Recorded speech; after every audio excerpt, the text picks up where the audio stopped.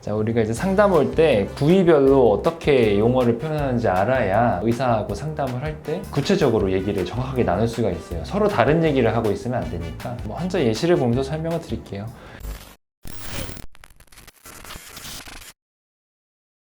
여기서부터는 콧등, 콧대라고도 표현을 하는데 환자분들이 콧대 범위를 조금 헷갈려하는 경우가 있어요. 우리가 코끝이라고 하면 여기 끝에서부터 요만큼을 코끝이라고 하고 여기서부터 미간, 여기까지를 콧대, 콧등이라고 보통 표현을 하죠. 같은 위치로 쭉 옆으로 가면 여기서부터 여기까지가 코끝이고 보통 여기서부터 미간이 시작되는 여기까지를 전체적으로 콧대 또는 콧등이라고 불러요. 그런데 나는 상담할 때 조금 더 구체적으로 설명을 할 때 환자분들 중에도 이제 콧대를 높이고 싶다, 낮추고 싶다 여러 가지 표현을 하는데 이 중간 부분을 그냥 중간 콧대라고 저는 따로 부르고요. 여기에 가까운, 이마에 가까운 눈 사이에 가까운 콧대는 저는 미간에 가까운 미간 콧대라고 말을 하는데 그냥 모호하게 콧대 그냥 낮추고 코끝만 높여주세요 이렇게 하는 것보단 미간은 나는 좀 낮추고 싶고 이 중간 부분 콧대는 조금 높이고 싶고 코끝은 앞으로 높이고 싶다든지 이런 식으로 표현을 해주면 조금 더 의사소통이 잘 될 거예요. 그래서 콧대는 그렇게 좀 세분화해서 나눴으면 좋겠고 코끝에 우리가 보통 복코라고 표현하는 콧끝 있죠? 그 부분은 보통 저는 설명을 해줄 때 어떻게 해주냐면 여기 요 부분을 말해요. 이렇게 선이 살짝 보이죠? 지금 현재 여기까지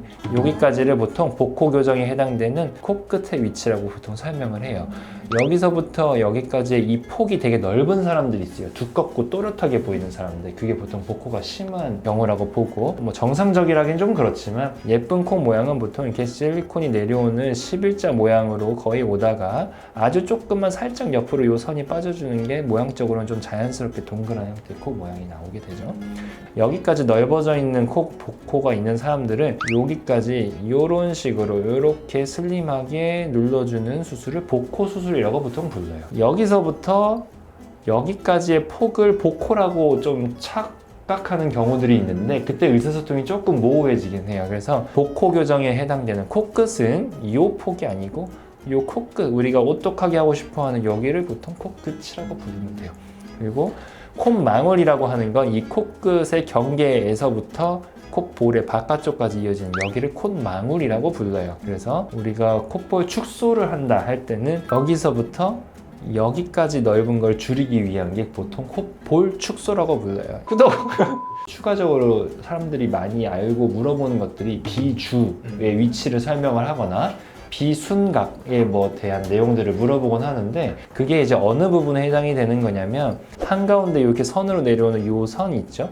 비주라고 부르고 옆에서 봤을 때는 요거가 비주가 되겠죠? 그리고 요게 콧망울이었을 거고 그래서 비순각이라고 하면 비, 코와 순, 입술 의 사이가 이루는 각도를 말하기 때문에 쉽게 설명을 하면 이 코에 비주가 내려오는 요 선이랑 입술이 내려가는 요 각도를 보통 비순각이라고 불러요. 그래서 이 비순각이 보통 한 90도에서 한 105도 정도 되면 이제 제일 좋다고 보통 표현을 하죠, 위적으로. 근데 남자는 조금 더 90도에 가깝거나 90도가 조금 좁아져도 되는데 85도 이렇게까지 돼도 괜찮은데 여자분들은 조금 더 요게 한 100도에서 105도로 조금 들릴수록 살짝 자연스럽게 들려 보이면서 여성스럽게 보인다 이렇게 얘기를 하죠. 그리고 추가로 절골에 해당될 때 보통 콧등, 콧대의 폭을 조절하기 위해서 용어 설명을 해주는데 우리가 모든 사람들은 여기 그림자 팔자에서 이어져서 이 코와 연결되는 요 끝나는 지점 선이 누구나 있거든요. 그래서 이 경계선을 따라 이렇게 삼각형 모양으로 뼈가 쭉 올라가거든요.